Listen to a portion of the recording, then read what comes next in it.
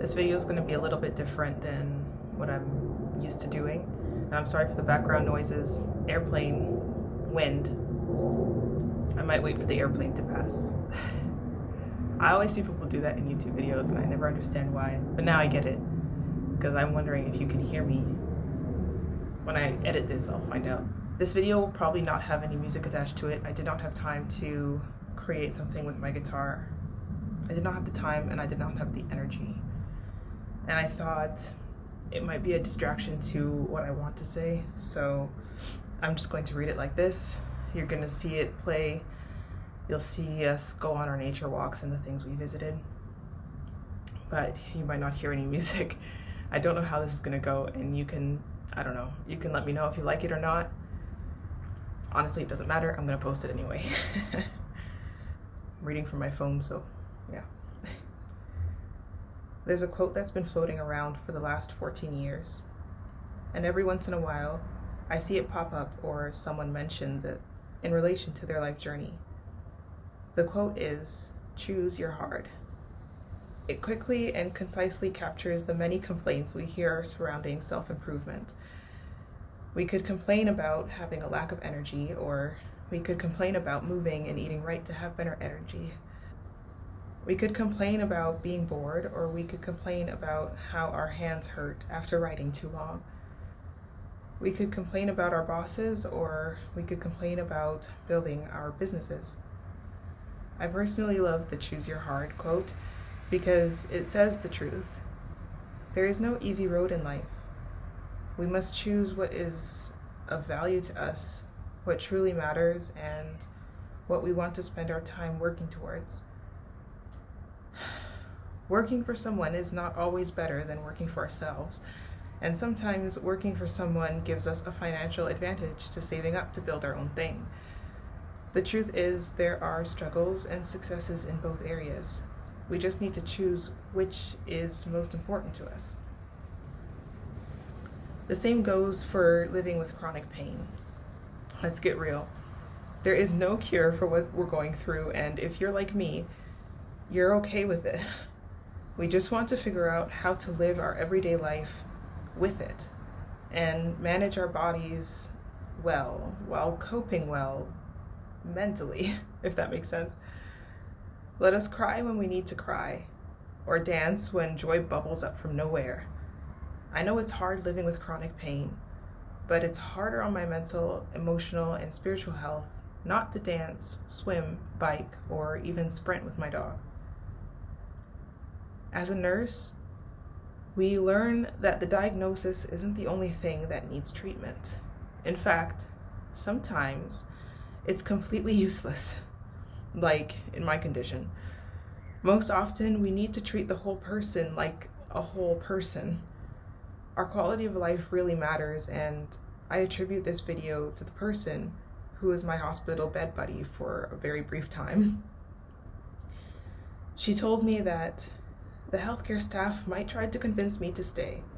She said, "Once you're done with your crying, you get on out of this place, you hear me? They won't do much good laying in this stiff old bed, popping pills that don't take the real ache away. We ought to be home recovering with our loved ones and breathing fresh air." She was probably twice my age, but something in the heartiness of her voice made my tears cool and cease. I knew she was right. Having been through a traumatic accident is hard. Recovery, or never reaching recovery in my case, is hard. Being at home and completing boring tasks like brushing my teeth and going to the toilet with a crooked body is hard. Realizing you can't work in your old job is hard.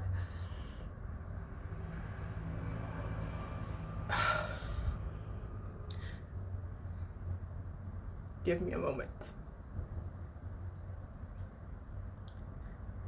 Recognizing that you may be dependent for years is hard.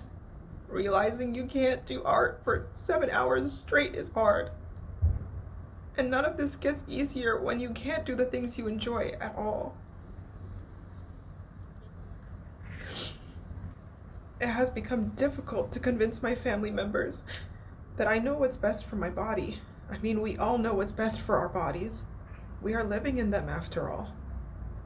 Of course, if you find out what I have, you might wonder how I go on, and the truth is, I have no other choice. I don't want to live my life as a TED Talk tragedy. I just want to live and live well as I can.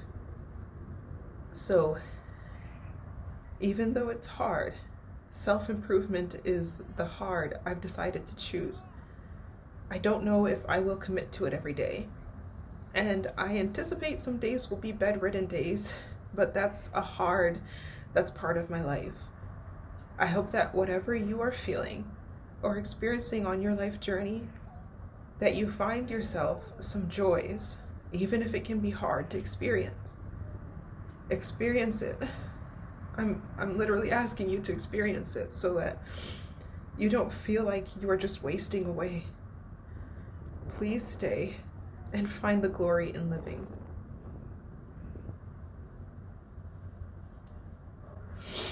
So I'm gonna wipe these ugly tears away and hope that none of my neighbors heard me. And even if they did, it doesn't matter, they're all French anyway. And if they understand English, then cool, you learned something about me, I guess. But I didn't think this video would be something that's going to be a hard hitter, viral as they say. And honestly, I don't care. I just thought I'd put it out there for myself so that when March, whatever day it is today, 5th, comes back in 2026, that I can look at this and be like, yeah, you improved yourself. I mean, that's the whole point. So I hope there's some sort of result there. I kind of hope you enjoyed the video anyway, the stuff that I captured, the things that we saw. It's like spring right now, and it's March. So, hi Canadians. It's spring, and it's so weird. I'm a winter baby who was born in the summer. I know God makes no mistakes, but I have to talk to him about that one later. But I'm missing the snow. I can't be like, I can't pretend. I've mentioned it in a video before, but I seriously miss winter when I can just be like, I hate being inside. I'm gonna go jump in the snow. I'm gonna make a snowman. I'm gonna make a fort. I'm gonna go skating. I'm gonna go skiing. Can't do that. So there's like grass. Anyway, thankfully the flowers are blooming and they smell amazing. And I mean, we can still run and play frisbee and all that stuff. So, you know, I'm not ungrateful. I just miss the winter time and I can't wait to go back home just to see the winter. I wouldn't mind returning just for Christmas. Just to be in the snow again, just to sled again.